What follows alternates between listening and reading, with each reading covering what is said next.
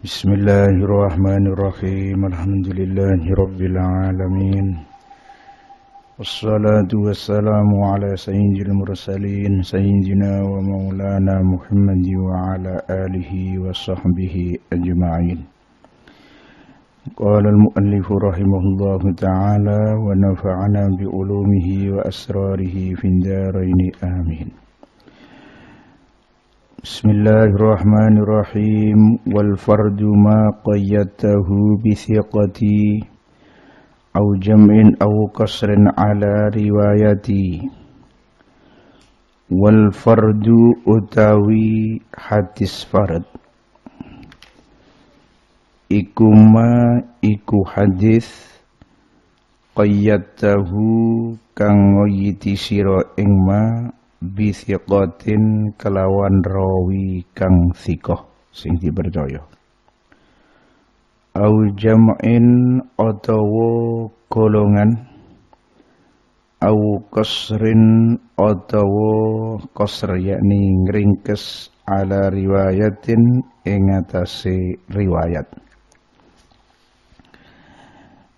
Qala wal fardu utawi al fardu lughatan ing dalem lughat al-witru iku ganjil wastilahan lan ing dalem istilah ismani iku rong bagian.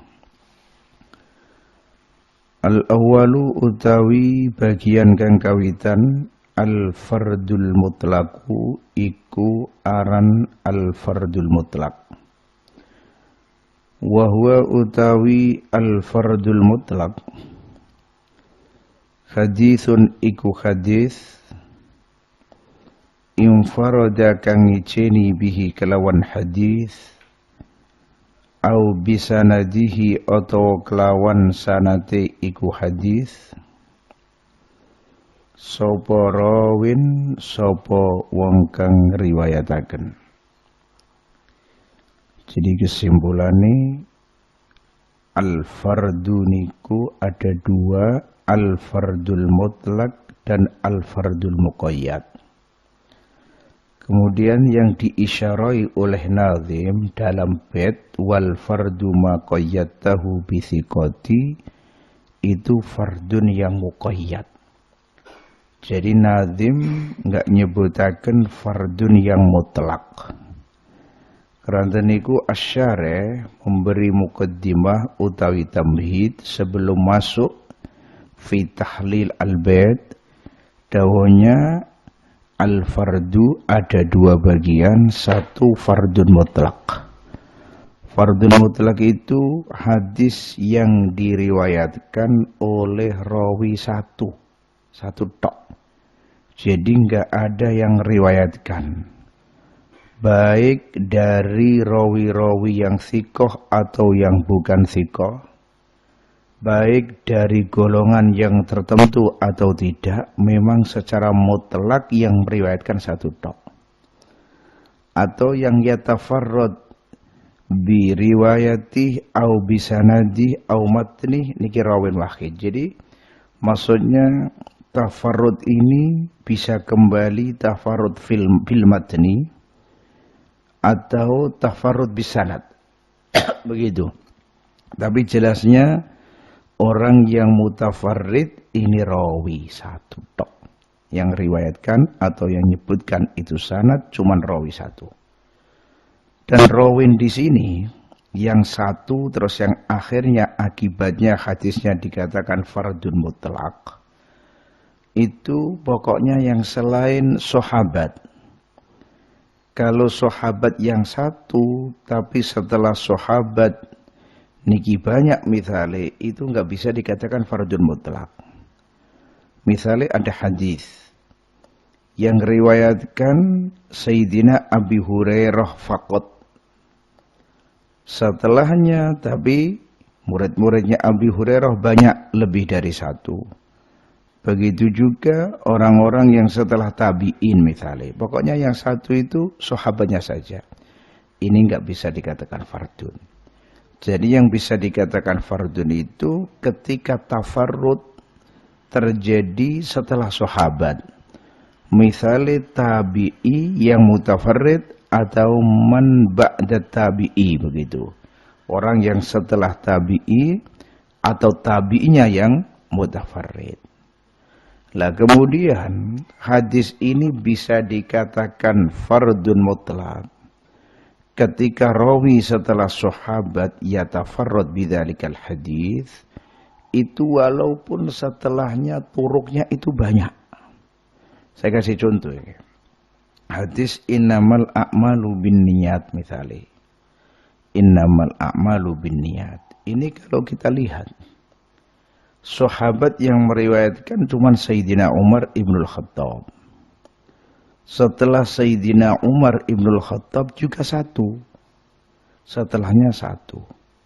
Tapi nanti akhir-akhir terus banyak terus. Ini karena sudah ada ketafarrudan setelah sahabat, walaupun setelah itu torik-torik atau sanadnya banyak, ini tetap juga dikatakan fardun. Tetap dikatakan hadis fard, gitu. Jadi wa in ta'addadat turuq, misalnya torik ke man ba'da Sayyidina Umar niki walaupun banyak, tapi kalau setelah Sayyidina Umar pas rawinya satu, tetap dikatakan fardun. Lah hukumnya ya nopo wa hukmuhu utawi hukumi iki al-fardul mutlaq as-sihhatu iku sahih in balagha lamun tumakka ar-rawi sapa wong kang riwayataken ad-dabta ing dhabt at-tamma kang sempurna walam yukhalif lan ora nulayani sapa ar-rawi ghairahu ing liyane iku ar-rawi al-arjaha kang luweh unju minhu tenimbang ar-rawi wa hukmuhu tadi as-sihhatu wal husnu lan husn bagus ing qarabahu lamun marak-maraki sapa ar-rawi ing ad-dabtat tam tapi gak sampai cuman mendekati begitu.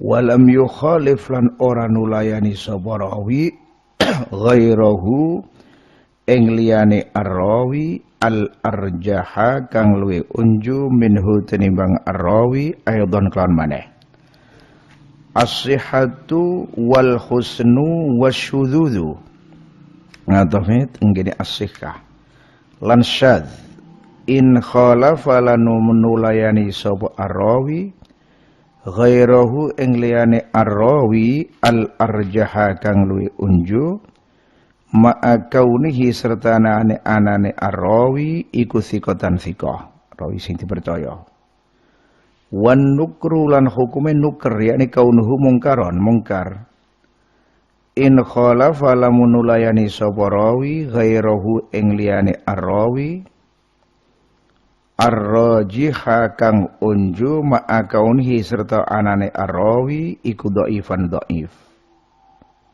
syudzuz wan nukru terus wat tarku lan matruk illam yukhalif ini tadi illam yukhalif napa yukhalif gini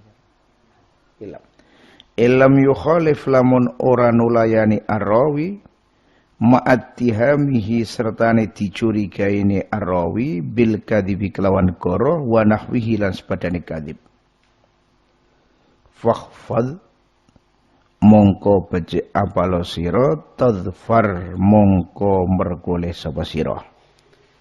Sebetulnya hukumnya al-fardul mutlaq ini bisa kita fahami dari hukumnya hadis yang sahih atau hadis yang hasan dan seterusnya. Mereka ini kan permasalahan ini cuma begini dok. Fardun mutlak itu pokoknya rawinya satu. Kita kan bisa berpikir, loh kalau hadis itu rawinya satu, apa ganggu ting kesahan? Kan nggak ada dalam syurutus sihah rawi harus lebih satu itu kan nggak ada. Yang ada harus dobet, tam, lan sak terus sikoh ini begitu. Jadi sebetulnya masalah infiradur rawi ini kan nggak menjadi masalah. Yang menjadikan masalah itu nanti sifat-sifat yang ada di rawi itu sendiri. Sifatnya ini memenuhi syurut as-sihah apa enggak? Mulane di sing mriki ditafsil kali syarah. Masalah hukumnya fardun mutlak itu begini. Kalau rawi yang meriwayatkan itu betul-betul punya sifat dhabt yang tam, yang dulu sudah diterangkan dalam ta'rifnya hadis sahih, punya dhabt yang tam dan tidak yukhalif rawi yang thiqah niku, rawi sing dhabt tam niku mboten nulayani teng rawi yang lebih arjah begitu. Itu hukumnya hadisnya sahih. Misalnya begini.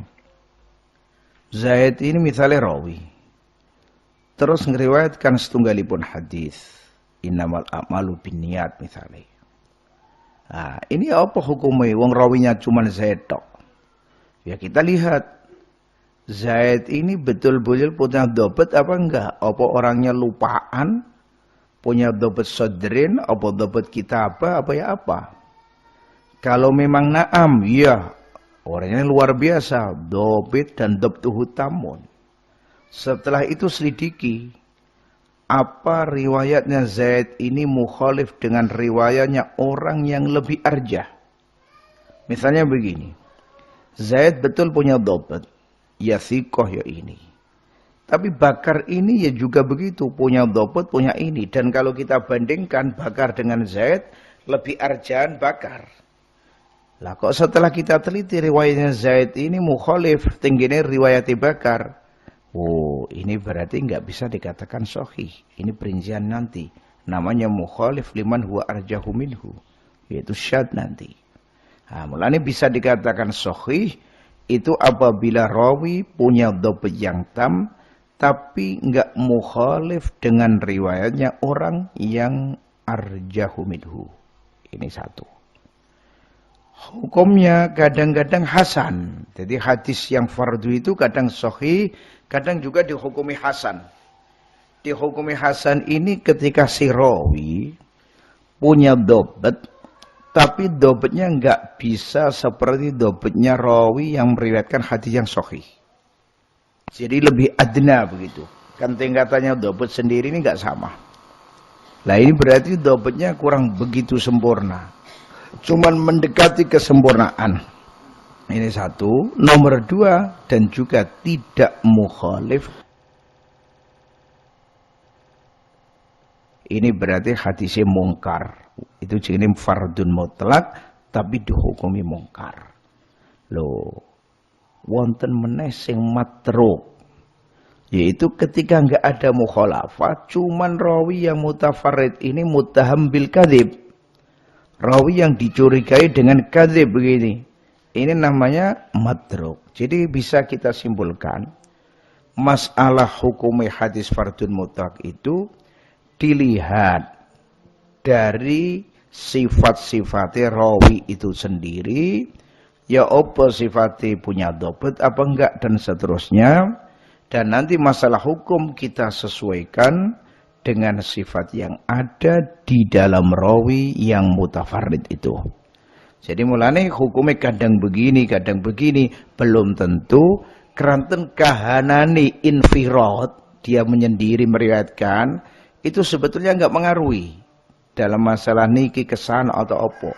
Yang mengaruhi itu sifat-sifat yang ada di rawi itu. Naam, kalau turuknya lebih daripada satu atau katakan lebih banyak, itu memang bisa jadi kuat.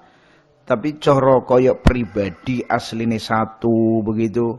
Nah ini kesatuan ini mboten saged mengaruhi tingginya sah atau hasan, tapi itu perlu dilihat sifat-sifat yang ada di dalam rawi niku. Lah niki keranten tafsilan niki radi panjang, dawe syarih fakhfadh tadfar. Jadi al-asas kulul asas fil ilm huwal hifdz. Penting apal, jangan lupa. Begitu itu kunci nih. Kapan tiang niku mboten nate lali nggih cepet. Tapi kalau sudah lupa nggih afatul ilmi an-nisyan. Wasani utawi bagian kang kaping pindho. Al-fardu iku aran al-fardu al-muqayyadu kang dikoyiti. Lah ini ada lagi namanya fardun muqayyad. Jadi muqabile fardun yang mutlak. Jadi istilahnya apa? Nisbi niki. Wa huwa utawi al-fardul muqayyad. Iku ma iku perkara kana kang ono at-tafarrudu apa ijen fihi ing dalem ma iku bin nisbati kelawan kanisbataken li jihatin maring arah mahsusatin kang ditertentuaken. Wa huwa al-musyaru ilaihi biqauli ma qayyadahu bi thiqati. Wa huwa utawi al-fardul muqayyad iku ma perkara kana kang ana at-tafarrudu apa ijen fihi ing dalem ma iku bin nisbati li jihatin mahsusah. Jadi maksudnya al-fardul muqayyad itu ketafarrudannya rawi bidzalikal hadis itu dinisbatkan ke jihad yang tertentu. Misalnya kayak begini. Enggak ada yang meriwayatkan dari orang-orang yang sikoh kecuali Zaid.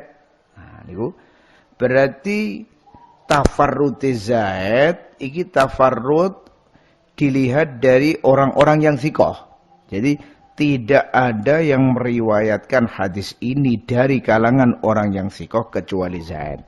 Berarti tafarrudnya dikoyiti dari kalangan yang sikoh. Atau misalnya kita bilang, hadis ini nggak ada yang riwayatkan dari orang Indonesia kecuali satu tok. Nah, ini namanya pun fardul muqayyad. Kerenten ketafarrudannya dikoyiti binisbat dari orang Indonesia. Berarti mafhume binisbat lintun Indonesia juga kadang kathah yang meriwayatkan. Tapi cuman dari orang Indonesia satu. Dan ini namanya pun fardun muqayyadun. Nah ini tentunya hukumnya nanti benten tafsilane atau nggih mirip juga mungkin sekedap malih. Qala wa lan iki sing dimaksud tengene nazam wal fardu ma qayyatahu bi thiqati au jam'in au qasrin ala riwayati. Ngaten. Jadi hadis farad itu hadis yang sampean koyiti dengan thikoh atau jamaah yang tertentu atau riwayatnya fulan yang tertentu. Itu pengertiannya begitu. Jadi misalnya kita bilang hadis ini yang meriwayatkan dari rawi-rawi yang thikoh cuman Zaid. Itu namanya qayyatahu bi thikotin. Atau kita bilang hadis ini yang meriwayatkan dari golongan Basrah cuman ini. Itu namanya aujam'in. Au qasrin ala riwayati. Misalnya saya bilang hadis ini yang meriwayatkan dari Zaid. Meriwayatkan dari Zaid. Cuman Bakar. Lah masalah nanti ada yang meriwayatkan bukan dari Zaid. Ya enggak masalah. Ini namanya dikoyiti dari rawi atau diiktisar ala riwayati rawin muayyan. Qala wathani wa huwa utawi al-fardul muqayyad. Iku al-musyaru ilaih perkara sing diisyarai apa ilaihi maring al. Biqaulihi kelawan dawe nazim dawuh ma qayyadtahu bi thiqati. Wal fardu ma qayyadtahu bi thiqati ma iku perkara ayil hadis tegese hadis. Alladzi qayyadtahu kang ngoyiti sira ing ladzi hadis bi thiqatin kelawan rawi sing thiqah. Tafarrada ngijeni sapa iku mau thiqah bihi bil hadis an ghairihi sanging liyane as-thiqah minas thiqati saking pira-pira rawi sing thiqah. Nah niki jadi rawi-rawi yang thiqah yang lainnya sama enggak meriwayatkan. Yang riwayatan cuma satu tok dari orang thiqah niki. Contoh kaqaulika kaya pengucap sira. Fi hadisi innan nabiyya indal hadis innan nabiyya satuhune Kanjeng Nabi sallallahu alaihi wasallam iku kana ana Kanjeng Nabi iku yaqra'u maos Kanjeng Nabi fil adha ing dalam salat Idul Adha wal fitri lan Idul Fitri biqaf kelawan qaf waqtarabatis sa'ah lan iqtarabatis sa'ah. Lam yarwihi orang riwayataken ing al hadis sapa thiqatun sapa rawi sing thiqah illa dhamratu angin dhamrah. Jadi hadis niki mboten diriwayatno kalih rawi yang sikoh kecuali satu tok, yaitu dhamrah. Dhamrah ini dari kalangan sikot yang meriwayatkan hadis niki dan beliau satu-satunya. Gak ada yang lain. Mulane istilah itu memiliki jenis fardun muqayyad. Isine hadis niki nyebutaken kalau Kanjeng Nabi sallallahu alaihi wasallam pas waktu sholatul Id juga sholat Idul Adha, suratnya yang dibaca itu Qaf dan iqtarabatis sa'ah. Wa innama qayyatu bithiqati lan angin pesdine. Napa iku jengene li riwayati Abdillah lan angin pesdine ngoyiti ingsun. Kelawan thiqah li riwayati Abdillah krana uring riwayataken Abdillah bin Lahi'ah lahu lil hadis. Hadis inna nabiyya kana yaqra'u sallallahu alaihi wasallam. Lahu biwaqad do'afahu. Malan teman-teman nyapesaken ing Abdillah bin Lahi'ah sapa al-jumhur sapa jumhurul ulama. Eten. Wa syarih dawuh yang meriwayatkan hadis kana yaqra'u fil adha ila akhirih itu cuman rawi sikoh satu tok. Dari yang sikoh loh nggih, cuman orang satu tok, yaitu dhamrah. Mengapa kita qayyiti dengan pakai sikoh? Iya. Karena ada rawi yang bukan sikoh yang meriwayataken.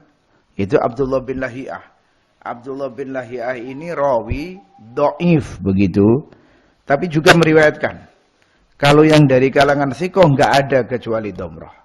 Karena istilah dikoyiti pakai sitkoh, kalau enggak dikoyiti disebut umum. Misalnya tafarroda bihadzal hadis sapa dhamrah begitu, ini nanti bisa diiskali loh. Yang meriwayatkan kan bukan hanya dhamrah, Abdullah bin Lahi'ah juga meriwayatkan. Lah biar tidak terjadi seperti itu, mulane dikoyiti dari rawi-rawi yang sikoh. Enggak ada yang meriwayatkan kecuali dhamrah. Kalau sudah ditahmilkan seperti ini, enak berarti enggak ada kemuskilan. Qala au qayyatahu atau ngoyiti sira ing al hadis bijam'in kelawan golongan. Ai jama'atin tegese golongan mim baladin sange negara muayyanin kang ditertentuaken. Kagolihim kaya pengucap wong akeh pengucap tafarrada bihi ahlu Makkah. Ngijeni kelawan iki hadis sapa ahli Makkah. Warwatuhu utai pira-pira rawine iki hadis minhum sang ahli Makkah muta'addiduna iku wilangan kabeh. Masyaallah. Jadi jamaah min baladin muayyan ka qalim tafarrada bi ahli Makkah warwatuhu ngene panjenengan minhum apa fihi? Minhum. Jadi warwatuhu terus fahum. Fahum muta'addidun. Terus gini, tafarroda bihi ahlu, maka terus niku la'alla suwab mboten fahum minhum. Oh, ini minhum. Alhamdulillah. Jadi warwatuhu utawi pira-pira rawine iki hadis minhum saking ahli Mekah iku muta'addidun pira-pira sing wilangan. Jadi begini. Hadis ini enggak diriwayatkan dari golongan yang tertentu. Gak ada yang meriwayatkan jamaah yang muayyanin kecuali satu. Misalnya kecuali jamaah dari sini gitu maksudnya, bukan kecuali satu. Jadi maksudnya dikoyiti dengan jam'in itu hadis ini yang meriwayatkan cuman jamaah dari Mekah tok. Misalnya begitu. Saya bilang, oh hadis ini enggak ada yang meriwayatkan dari ahli Syam, enggak ada dari ahlul Iraq, enggak ada dari ahli Basrah, enggak ada. Cuman yang punya ahli Makkah saja. Lu ahli Makkah berapa yang meriwayatkan? Banyak, muta'addidun. Oh enggak masalah. Ini namanya juga fardun, tapi fardun muqayyad karena dikoyiti dengan jamaah. Yaitu yang meriwayatkan hadis ini cuman jamaah dari Makkah. Loh begitu. Niku nama ini pun apa istilahnya pun dikoyiti dengan jam'in. Jadi jamaah min baladin muayyan. Au qayyatahu atau ngoyiti sira ing hadis ing ma tadi au qayyatahu Bikosrin kelawan ngringkes ayiktisorin tegese ngringkes ala riwayati rawin ing atase riwayati rawi muayyanin kang ditertentuaken. Nggih. Jadi atau dikoyiti tapi dengan model dengan iktisor ala riwayati rawin muayyan. Misalnya kayak begini. Tidak ada yang riwayatkan hadis ini dari Zaid kecuali Bakar. Nah, itu dikoyiti dari Zaid itu. Nah, mungkin berarti dari selain Zaid banyak yang meriwayatkan. Tapi dari Zaid sendiri enggak ada yang meriwayatkan kecuali Bakar misalnya. Kakolika kaya pengucap siro, ing pengucap tafarroda ngijeni bihi bil hadis, sopo fulanun sopo fulan, an fulanin sing fulan. Wahwa utawi hadis iku marwiyun diriwayataken min wujuhin sanging pira-pira wajah, an ghairihi sanging liyane fulan. Kalau kita lihat sanad lain banyak ini yang meriwayatkan bukan hanya satu, tapi dari beberapa wajah, cuman mboten lewat fulan, mboten lewat Zaid. Jadi tadi bilangnya ini hadis yang meriwayatkan dari Zaid, cuman fulan tok dari Zaid. Tapi nggak nutup kemungkinan atau kenyataan kalau hadis ini diriwayatkan dari selain Zaid sampai riwayatnya mutaaddidah dan banyak. Contohnya ke hadis Ibni Uyainah, kaya hadis Ibni Uyainah an Wa'il. An Ibnihi saking anake Wa'il rupane Bakar ibn Wa'il. Niki termasuk keanehan.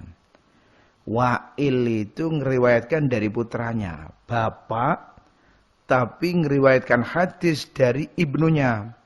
Dari putranya yang nama siapa? Bakar ibn Wa'il.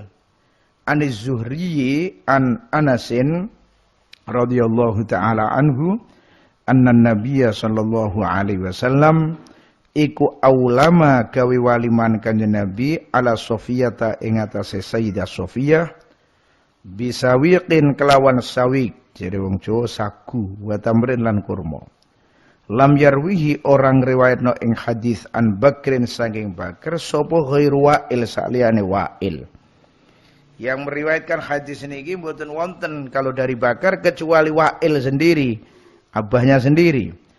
Walam yarwihi lan orang riwayatno ing hadis an Wa'ilin saing Wa'il sapa ghairu Ibnu Uyainah saliyane Ibnu Uyainah.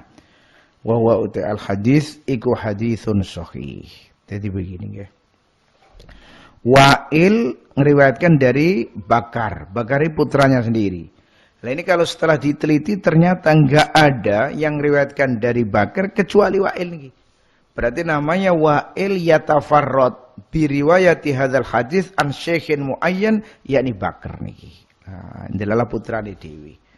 Alhamdulillah yang riwayatkan dari Wa'il juga enggak ada kecuali Sufyan bin Uyainah.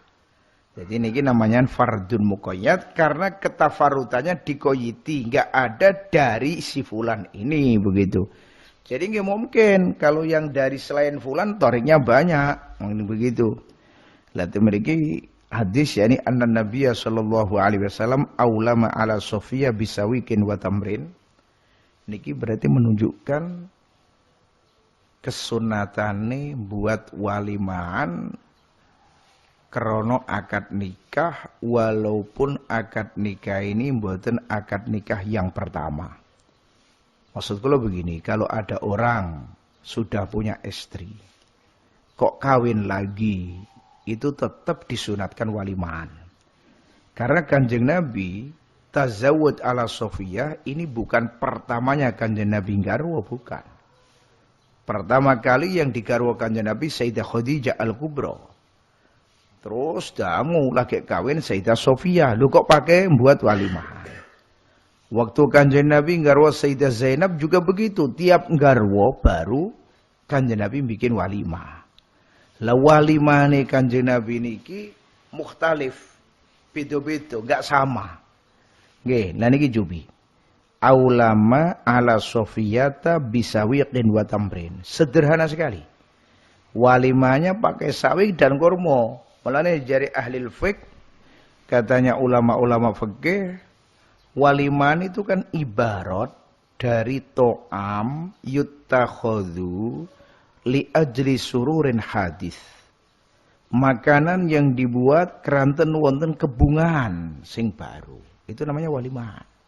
Jadi enggak harus walimah ini berupa nasi atau roti atau nopo. Pokoknya ayyato amin pakanan apa wae bisa. Bahkan hatta upamane kohwah saja, minuman saja niki bisa. Jadi ada nganten misalnya kepengen walimahan. Walimane cuman kopi sama gedang goreng. Ini juga sudah bisa menghasilkan al-ajr wa thawab. Jadi nggak harus mewah, nggak harus ini. Bahkan yang paling bagus untuk walimah niki paling bagus yang tanpa takalluf. Nggak ono istilah unsur memaksakan diri.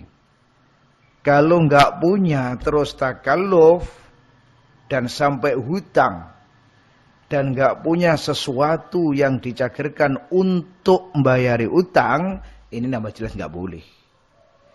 Nanti yang makan nasi yang ada waktu waliman atau hidangan yang lain itu dibahas oleh ulama kena apa enggak. Misalnya kayak begini. Zaid mau mengadakan walimah, nggak punya apa-apa. Akhirnya hutang 20 juta untuk waliman. Lo Zaid utang 20 juta ini apa punya? Cageran untuk membayar, dilihat nggak ada sama sekali, nggak punya apa-apa, kerjaan nggak punya, sawah nggak punya, ini nggak punya. Lah ini namanya hutang, tapi nggak punya cageran, terus dibuat sodako, dipakai waliman, buat nasi, buat ini. Lah ini cara sebagian ulama nggak boleh. Jadi nanti yang dikasih wajib mengembalikan, jangan sampai mau karena dia punya hutang dan boten wonten istilah cagerane hutang. Nah ini paling enak itu waliman dengan waliman yang sederhana. Hatta misalnya mampu ngundang orang dua, ya sudah orang dua, enggak masalah. Penting ada kesunatan waliman. Mampunya gedang goreng, kopi, teh, ya sudah itu aja. Enggak usah takalluf. Napa kula sampai akan kayak ngeten iki? Keranten di mana-mana itu banyak orang yang terlalu takalluf.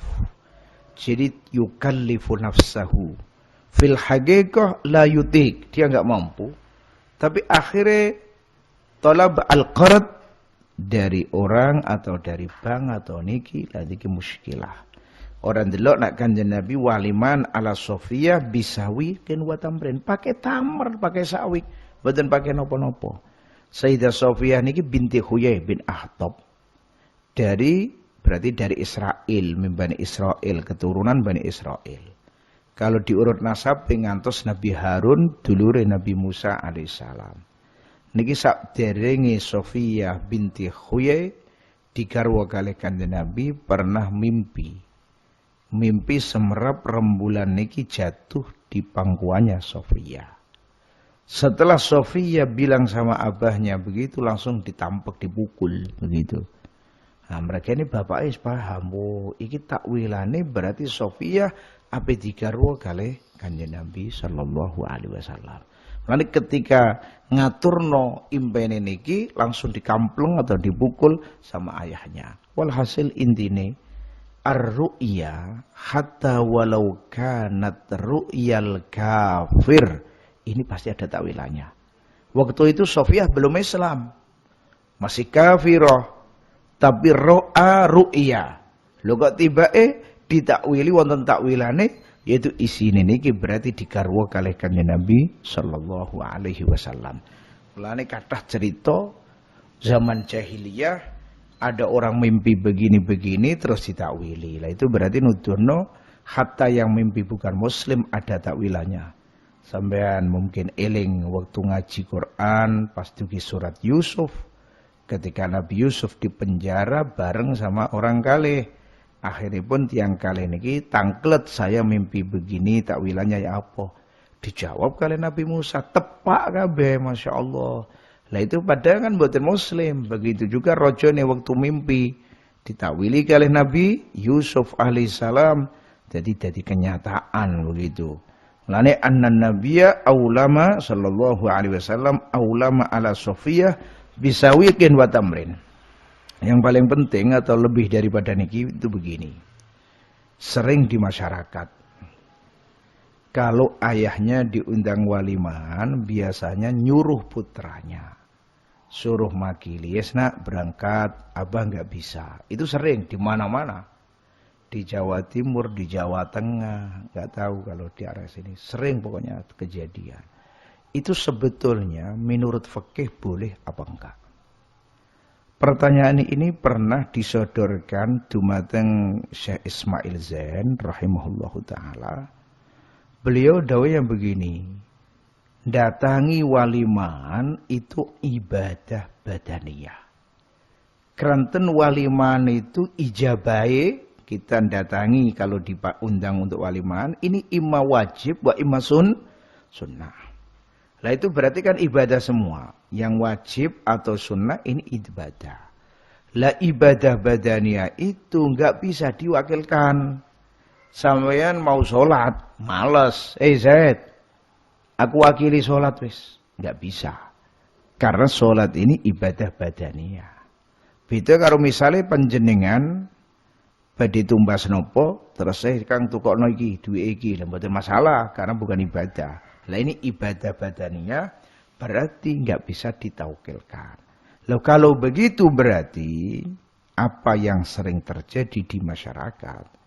Kalau diundang nggak bisa terus mewakilkan kepada anaknya, ini nggak bisa dibetulkan miturut fikih. Lah terus ya apa hukumnya datangnya anak yang disuruh jadi wakil oleh abahnya ini? Itu berarti sama dengan tufaili. Tufaili itu datang tapi nggak dapat undangan.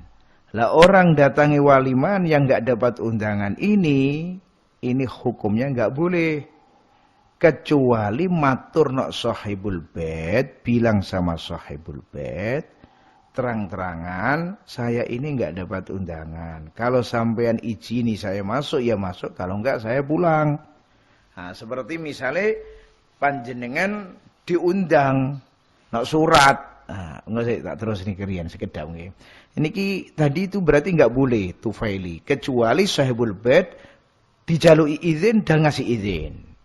Nah, mulane kalau sampean pas delala disuruh wakil sama orang tua, bilang sama sahibul bait atau nelpon dulu, ada orang tua saya nggak bisa hadir. Ya apa seandainya saya yang datang mewakili orang tua saya? Oh enggak, yang saya undang itu abah sampean, bukan sampean. Lah, karena gitu yang balik wes, enggak usah teko. Nah, niki sami kali begini. Panjenengan kalau dapat undangan, ya surat walimahan itu lihat. Ini kepadanya kesampaian sendiri, apa sama istri, apa sekeluarga, apa ya apa. Kalau undangannya misalnya sampean Ustadz Fulan begitu tok, nggak ada tambahan sekalian, nggak ada bapak dan ibu, itu berarti undangan khos untuk panjenengan satu tok. Berarti ngejak istri ini nggak boleh kecuali nanti diizinkan begitu. Kalau undangannya jenengan sama zaujahnya, ini berarti anak nggak boleh dijak, santri atau khodim nggak boleh diajak, kecuali khodim atau santri diam di mobil begitu, nggak usah masuk. Kalau mau masuk ya harus izin. Ini ya apa? Saya ngejak teman, kalau memang diizini ya biar masuk, kalau enggak apa-apa. Itu seperti pernah kan Kanjeng Nabi begini, Kanjeng Nabi diundang kali sebagian sahabat, Kanjeng Nabi ngejak barengan sahabat, Kanjeng Nabi apa dawuh teng sahibul bait, ini saya ajak, nak sampai ngizini, ya masuk, kalau enggak biar pulang. Akhirnya saya izini Kanjeng Nabi, lah begitu. Dan pernah Kanjeng Nabi itu diundang sendirian. Diundang, hadir, terus Kanjeng Nabi tanya begini ya, iki sing diundang aku apa karo Aisyah? Jenengan mawon Kanjeng Nabi. Jenengan sendirian, enggak sama Sayyidah Aisyah. Kanjeng Nabi enggak kerso datang, enggak mau datang. Ya mungkin Kanjeng Nabi sama Sayyidah Aisyah ini sudah lama enggak dahar, masuk apa dahar dewe, Sayyidah Aisyah enggak, mungkin begitu. Akhirnya orangnya pulang yang undang. Datang lagi, ngundang lagi, jari Kanjeng Nabi, aku apa sampai Aisyah, jenengan mawon Kanjeng Nabi. Kanjeng Nabi enggak mau. Sampai kalau nggak salah 3 kali. Oh iya kanjeng Nabi kalih Aisyah. Nah terus akhirnya berangkat. Ini berarti kan suatu bukti. Kalau orang diundang sendirian, ini nggak boleh bawa siapa-siapa. Nah, kecuali diizini. Mulane dalam permasalahan ini, ya kita yang ngasih contoh. Kita yang ngasih contoh, sing hati-hati. Kalau memang harus bawa santri atau apa, bilang sama sahibul bait. Kecuali acaranya memang dibuka untuk umum, bukan waliman seperti ngaji misalnya, kan untuk umum. Siapa aja yang datang nambah sahibul bait niki sangat terima kasih. Ketika yang datang niki banyak, ini hukum akhir, enggak masalah. Kalau memang untuk dibuka umum. Tapi kalau seperti waliman, seperti acara-acara yang khusus, itu harus kita hati-hati. Pernah kula dipun istilahipun tegur kalih tiyang begini. Kan saya kalau dapat undangan, saya lihat kok saya sendiri, saya yang datang sendiri. Loh kok enggak dijak istrinya? Oh lah namanya enggak dapat undangan, saya bilang. Oh itu sudah biasa kok, tiap yang lelaki dapat pasti istrinya masuknya ikut katanya. Ya belum tentu kan. Timbang hati-hati ini cara kula. Ya sudah kalau namanya satu ya yang datang satu. Kalau sekalian ya 2. Berarti anaknya enggak usah, khotimnya enggak usah. Kecuali disuruh di luar begitu. Kalau repot, misalnya nanti datang tiba persediaan dari Syaibul Bait ngepreskan mesake begitu. Qala ka hadits Ibnu Uyainah lan iki annan nabiyya aulama ala Sofiyah bisawikin wa tamrin. Sayyidah Sofiyah ini terkenal jamilah. Tapi Masya Allah, Sayyidah Aisyah itu pernah sedikit takalam. Ini maksudnya saya kasih contoh bahayanya ghibah. Dan ini sering terjadi di mana-mana. Bilang, wow Sofiyah itu bagus, cantik. Sayangnya begitu dok. Isyarat dok itu, Kanjeng Nabi langsung marah. Ini kalimah yang sampean ucapkan seandainya dicampur dengan air laut, la taghayyar. Laut berubah, ngerasani begitu tok pendek maksudnya. Asyara ila annaha qasirah. Itu sudah dianggap ngerasani. Lah ya apa? Kalau kita nyebutno nama orang, muayyan nyebutno kanthi sori, ini begini sifatnya, ini rupane begini, lah nambah dosane. Lane hatta masalan bi isyaratin, tapi kalau mufhimatin ini sudah cukup untuk menjadikan itu ghibah. Qala lam yarwihi orang riwayat no ing iki hadis an Bakrin sapa ghairu Wa'il. Walam yarwihi an Wa'il sapa ghairu Ibnu Uyainah wa huwa haditsun sahih tambihun. Wa huwa utaki hadis iku hadisun sahih ya masalahe rawi-rawinya sudah netepi syurutus sihhah. Walaupun rawinya satu niki. Dan niki yang di apa sunaikan Nabi bikin walimah krono nikah tapi mboten yang pertama kali, ini mungkin jarang orang yang nglakoni nggih. Nang sama nggih ajre kalau nglakoni niki konangan nggih. Lan Kanjeng Nabi kan masyaallah tidak niki annan nabiyya aulama ala Sofiyah bisawiqin wa tamrin. Tambihun ai hadza tambihun. Dan pernah nggih Kanjeng Nabi itu kalau enggak salah pas bikin walimahnya Sayyidah Zainab. Itu nambah yang dibuat walimahane itu dari orang-orang. Jadi dari Umi Sulaim, dari Niki bikinkan. Sudah itu tok, subhanallah. Gak ada apa-apa acaranya. Sebagai waliman sekedar sakwontene, tamer atau Niki. Loh hadis yang seperti ini loh sekarang. Kok gak gelem ana sing nglakoni begitu. Di mana-mana itu terlalu mewah. Esrof kadang, Masya Allah. Kuadinya begini, ininya begini. Lah ini termasuk masalah-masalah mungkin kiai-kiai atau ustadz-ustadz nyukane contoh yang sangat bagus. Kalau dalam acara walimah enggak usah mewah-mewahan, apalagi sampai hutang sampai ini.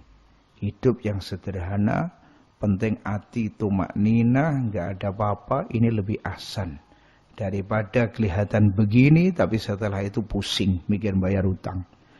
Tambihun laisa ora ono iku fi aksamil fardi. Ing dalem pira-pira bagiane hadis al fardi al muqayyad kang muqayyad apa dhafun apa apes min haitsu kaunuhu. Sanging sekirane utawi anane al-fardul muqayyad iku fardan iku farad. Khabare mubtada dibuat iku maujud. Kerantan haitsu cara qol yang asoh harus idhofah ke jumlah. Wa alzamu idhofatan ilal jumal haitsu wa id. Qala lakin idza quyida. Tapi nalikane dikoyiti apa al-fardul muqayyad binisbati kelawan kanisbataken li sikotin maring rawi sing sika qaruba mongko parek apa al-fardul mutlak min hukmil fardi sanging hukume hadis al-fardil mutlak li anna riwayata ghairi sikoti krana setuhune riwayati sakliyane rawi sing sika iku kala riwayata kaya ora ana riwayat iku maujud illa idza kana angin nalikane ono apa kelakuan iku yu'tabaru iku diwilang-wilang apa hadithu apa hadise iku mau ghair as-siqah. Dados ngeten. Jadi fardun muqayyad niku kalau kita lihat dari kaunihi fardan nggak bisa kita katakan dhaif atau nggak bisa. Jadi maksudnya kedhaifan ini nggak ada memang di fardun muqayyad kalau kita lihat cuman sekilas dari itu kaunuhu fardan. Keranten penentuan hukum dhaif dan tidaknya bukan melihat itu satu atau apa, tapi dari sifat-sifatnya rawi itu.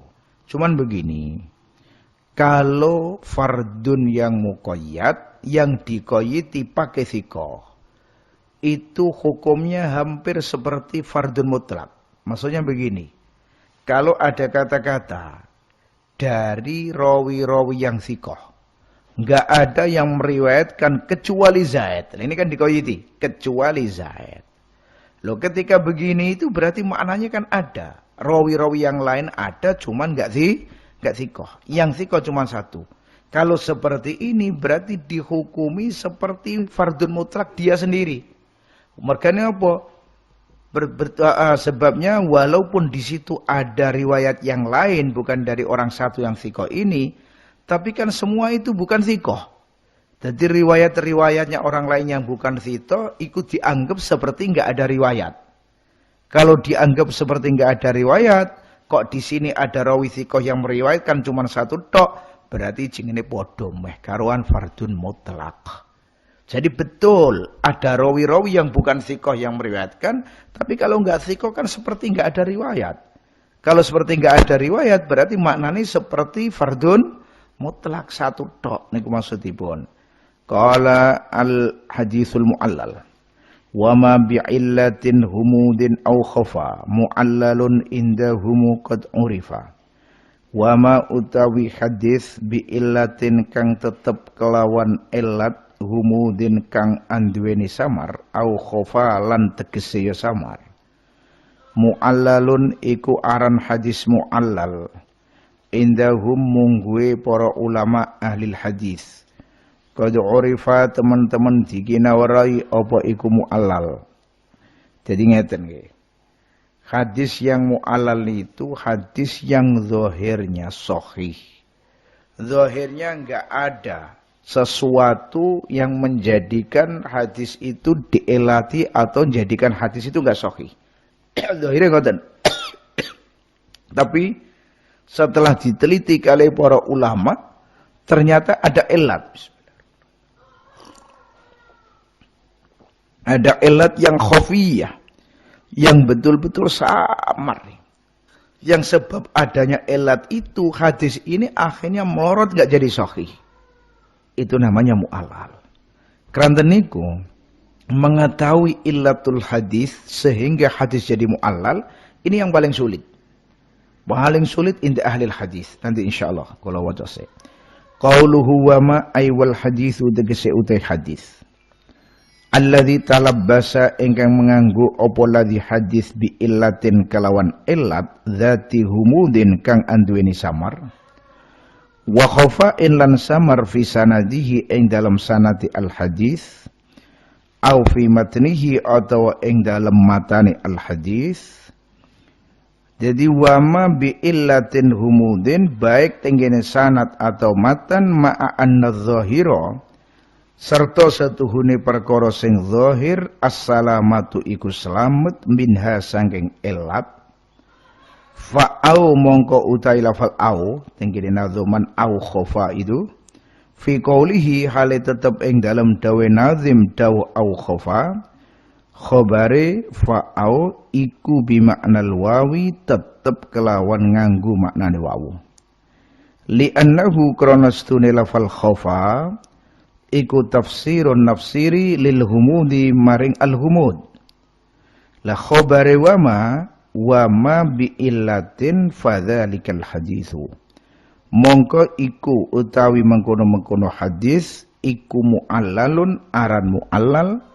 indahum inda ahli istilah atau inda ulama il hadis qad urifa teman-teman dikina warai apa iku mu'allal yakni kaunu mu'allal niku wa yuqalu lan diucapno lahu lidzalikal hadis apa al ma'lulu apa ma'lul aidan kelawan meneh ngeten iki pokoke tiap ada hadis zahirnya bagus zahirnya sahih. Kalau kita lihat sekilas nggak ada apa-apa yang menyebabkan hadis itu jadi nggak sahih. Itu dari yang nggak ada. Tapi setelah diselidiki ternyata kok ada ilat ini. Dan ilat ini memang samar. Baik itu dalam matan atau dalam sanad. Loh ngeten iki naminipun mu'allal. Jadi kesimpulannya mu'allal itu fi dzahir salim minal illah al-qadihah. Tapi tiba-tiba ada ilatnya. Nah, sekarang, apa dawuh humudin atau dawuh khofa ini suatu qayyid? Dengan arti kalau ada hadis, terus ada ilatnya. Tapi ilat ini bukan khofi. Ilatnya zahir. Apa bisa dikatakan mu'allal? Jawabannya ada yang bilang ya. Karena apa? Karena ini ilat kalau yang khofi aja mengaruhi jadikan orang sahih apa meneh kalau ilatnya itu zahir lah ilat yang khofi itu seperti apa nanti sebentar lagi pokoknya intinya apa dawuh khofa atau khofiyah atau ghamidah itu suatu syarat atau ya apa ngaten jadi jawabannya nggih mboten ini mimbabi al-ghalib begitu aja. Kebanyakan mu'allal terjadinya ilatnya khofi. Tapi kadang-kadang ahlul mustalah atau ahlul hadis menganggap suatu hadis ini mu'allal, tapi ilatnya bukan ilat yang khofiyah, tiba-tiba ilatnya zahirah. Mulane kula matur, masalah dawuh humudin atau khofa ini sebetulnya enggak menjadi ilat. Mungkin ini diikutkan alal aksariyah atau aghlabiyah seperti itu. Wa illa faqad kana ulama kadang-kadang hukumi hadzal hadis mu'allal tapi setelah dilihat ternyata ilate bukan khafiyah tapi zahirah. Qala wa hasiluhu utawi kesimpulane ta'rifi hadis mu'allal niki. Iku annahu stune al mu'allal iku hadisun hadis fihi kang iku ing dalam hadis. Amrun utai perkara khafiyun kang samar.